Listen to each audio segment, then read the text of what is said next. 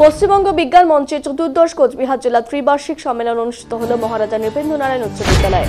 পশ্চিমবঙ্গের বিজ্ঞান মঞ্চে চতুর্দশ কোচবিহার জেলার ত্রিবার্ষিক সম্মেলনে এই উৎসবে নৃপেন্দ্রনারায়ণ উচ্চ বিদ্যালয়ে এদিন অনুষ্ঠানে স্কুলের ছাত্রছাত্রীদের মধ্যে বিজ্ঞানের মডেল প্রতিযোগিতা, হাতে কলমে বিজ্ঞান শিক্ষা দেওয়া হয়। এদিন বসে আঁকো প্রতিযোগিতা, প্রবন্ধ রচনা প্রতিযোগিতা, পোস্টার প্রদর্শনী সহ বিজ্ঞান নিয়ে আলোচনা এবং বিজ্ঞানের পুস্তক প্রদর্শনী করা হয়। বিজ্ঞানের মানসিকতা প্রসারে একাধিক প্রতিযোগিতা এবং প্রদর্শনীর এদিন আয়োজন করা হয় বলে জানিয়েছেন উদ্যোক্তারা।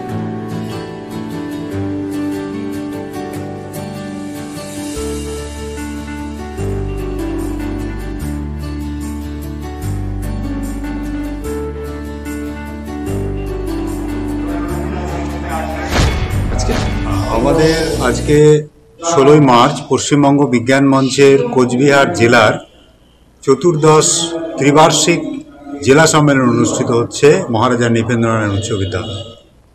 আমরা মূলত মানুষের মধ্যে বিজ্ঞান চেতনা প্রসার, যুক্তিবাদী মানসিকতা গড়ে তোলা এবং বিজ্ঞান ও প্রযুক্তির সুফলকে মানুষের কাছে পৌঁছে দেওয়ার জন্য যে কাজ, সেই কাজই পশ্চিমবঙ্গ বিজ্ঞান মঞ্চ করে থাকে।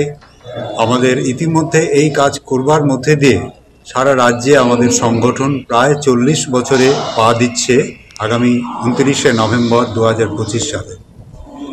এই সময়তে দাঁড়িয়ে আমরা দেখছি আমাদের সারা দেশে এবং পৃথিবীর বিভিন্ন জায়গাতেই যেটা হচ্ছে, বিজ্ঞান এবং প্রযুক্তির সুফল সমস্ত মানুষের কাছে পৌঁছে দেওয়া এবং মানুষের মধ্যে যুক্তিবাদী মনন গড়ে তোলবার ক্ষেত্রে যে উদ্যোগ আমাদের রাষ্ট্র পরিচালকদের থাকা প্রয়োজন, সে বিষয়ে যথেষ্ট ঘাটতি রয়েছে।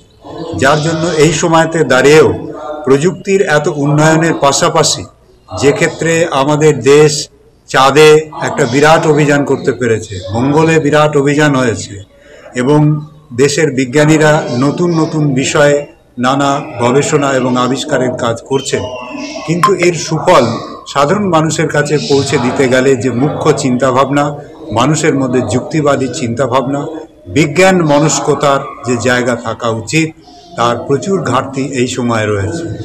বিজ্ঞান মানসিকতা তৈরির জন্য কি কাজ করা যায়, সেই বিষয়ে আলাপ আলোচনা এবং সিদ্ধান্ত গ্রহণ আগামী দিনের কর্মপরিকল্পনা এই সম্মেলনের মধ্যে দিয়ে ঘটবে।